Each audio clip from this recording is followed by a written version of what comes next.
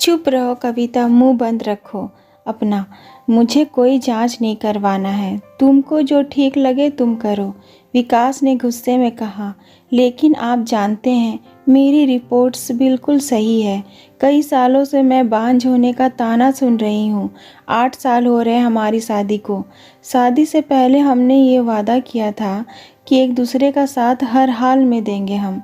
मेरे और आपके परिवार के खिलाफ जाकर हमने ये शादी की।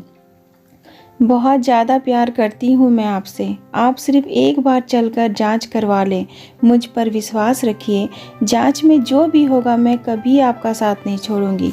कविता की आंखें आंसुओं से भर आई थी। ठीक है, आज शाम को हम चलेंगे। विकास ने हाँ करते हुए सर हिलाया।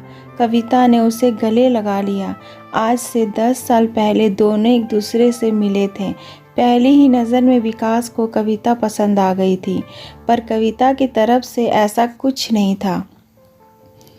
पर विकास कविता को बहुत ज़्यादा पसंद करता था, इसलिए उसने हार नहीं मानी। उसने बेझिझक अपने दिल की बात कविता को बता दी। लेकिन सबसे बड़ी चुनौती ये थी कि कविता और विकास की जाति अलग अलग थी। कविता के परिवार वाले बड़े रूढ़िवादी विचारधारे वाले थे।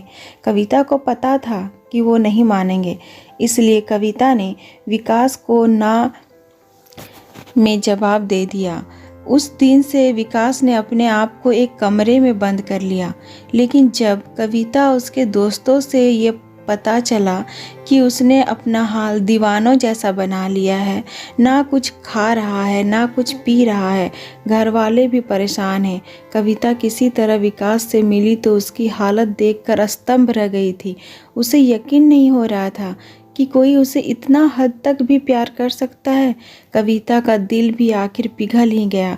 फिर उन दोनों ने 1 साल तक घर वालों को मनाने की बहुत कोशिश की, पर कुछ हल नहीं निकला।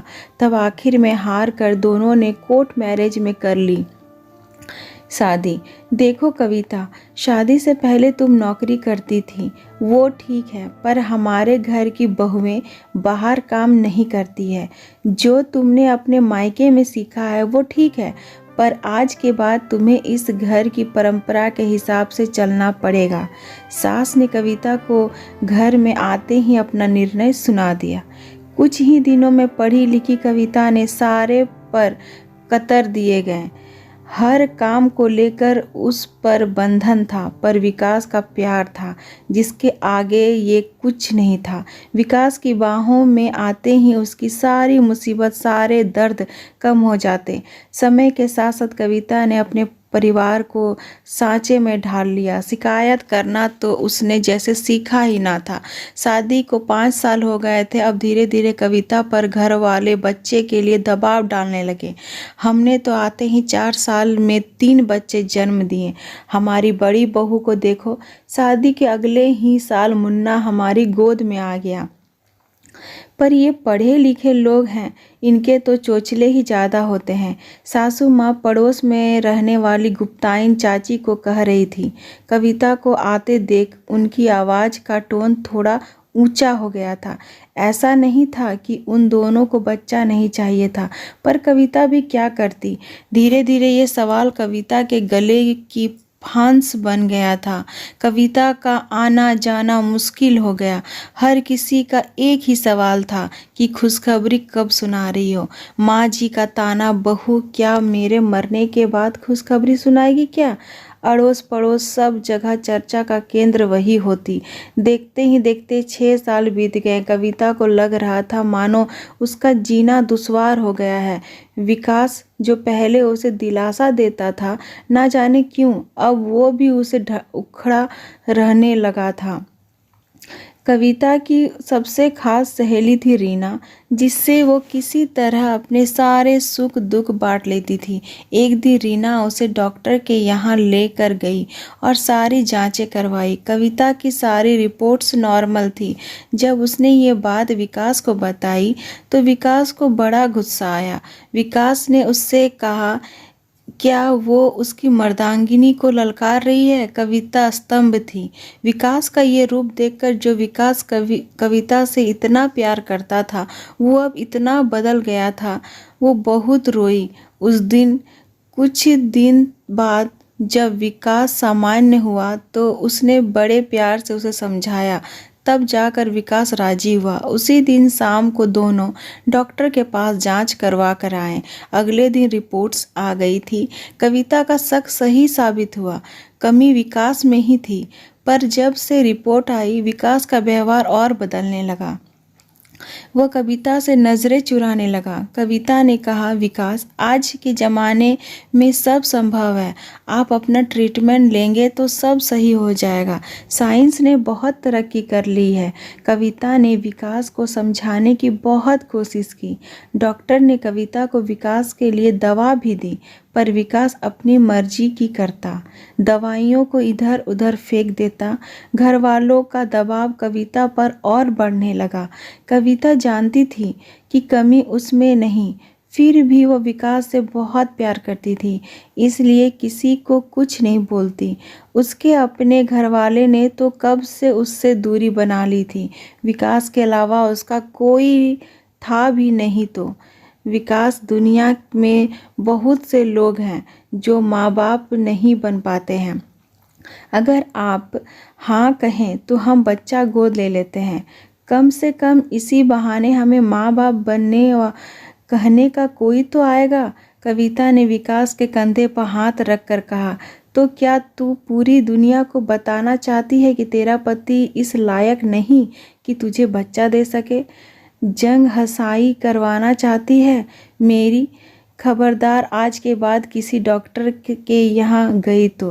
विकास ने उसका हाथ झटके से हटाया और आंखें दिखाते हुए उसे बोला। कविता की आंखें भर आई। उसने विकास का ऐसा रूप आज पहली बार देखा। वो पूरी तरह से विकास पर निर्भर थी। उसके पास ऐसा कोई साधन नहीं था जिससे वो कोई ट्रीटमेंट भी ले पाती। विकास उससे और दूर दूर रहने लगा। परिवार वाले भी उससे दूर थे। अब तो उसका हर दिन आंसुओं के साए में गुजरता। देखो, विकास की माँ, लड़की बहुत ही खूबसूरत है और हमारे समाज की भी है। मैं तो कहती हूँ कि अपने विकास की शादी इससे कर दो। कब तक इस बांझ को अपने गले बांध कर रखोगी? गुप्ताइन चाची ने विकास की माँ को ये बात कही। विकास की माँ ने फोटो विकास को दिखाया। माँ विकास की रजामंदी देख रही थी। सुन कविता, अपना सामान पैक कर और निकल इस घर से। तू जैसी बांझ नहीं चाहिए मुझे इस घर में, सासू ने कहा। कविता पर तो मानो दुख का पहाड़ टूट पड़ा। वो रोते हुए बोली, माँ जी, कमी मुझ में नहीं आपके बेटे में है। आप चाहे तो रिपोर्ट्स भी देख सकती हैं। मैं बांझ नहीं, आपका बेटा बच्चा पैदा नहीं कर सकता है। कविता ने जैसे ही बोला विकास ने एक थप्पड़ उसके गाल पर लगा दिया। मुझ पर इल्ज़ाम लगाती है ये? तलाक के पेपर साइन कर दो इन पर। मेरी माँ सही कहती है। मेरी ही गलती है कि तुझ जैसी लड़की से मैंने शादी की है। निकलो मेरे घर से, विकास ने कहा। उसे कुछ समझ नहीं आ रहा था। जिस लड़के के लिए उसने परिवार छोड़ा, सब कुछ छोड़ा, आज वही उसके साथ ये सब कर रहा है, उसे छोड़ रहा है। कविता बेसुध सी थी। वो क्या करे नहीं समझ पा रही थी। उसने कागजों पर साइन किए और अपना सामान उठाया और चल दी। ये इतनी रात को कौन आया है? दरवाजे पर दस्तक सुनकर रीना चौंक गई। कविता, तुम? कविता को इस हालत में देखकर रीना चौंक गई। कविता फुट फुट कर रोने लगी। रीना ने कविता को संभाला, उसका ख्याल रखा। अब कविता के पास ये विकल्प था कि वह आत्मनिर्भर बने। रीना ने अपनी कंपनी में कविता की नौकरी लगवा दी। उसने खुद को संभाला और खूब मेहनत की। कंपनी में अच्छी पोस्ट प्राप्त की। यहाँ उसकी मुलाकात हुई समीर से। एक टूटे हुए दिल को जोड़ना बहुत मुश्किल होता है, पर समीर के प्यार ने उसके हर घावों पर मलहम लगा दिया था और कुछ दिनों बाद दोनों ने शादी कर ली। आज समीर के साथ उसकी शादी की पहली सालगिरह थी। साथ ही एक ऐसी खुशी भी थी जिसका इंतज़ार कविता बरसों से कर रही थी। उधर विकास की शादी उस लड़की से हो गई, लेकिन कुछ ही दिनों में वो विकास को छोड़कर किसी और के साथ चली गई। विकास शराब में डूबने लगा, उसकी नौकरी भी चली गई। विकास की सच्चाई से अब सब लोग वाकिफ हो चुके थे। जितना बुरा उसने कविता के साथ किया, उन्हीं कर्मों का फल आज वो भुगत रहा था।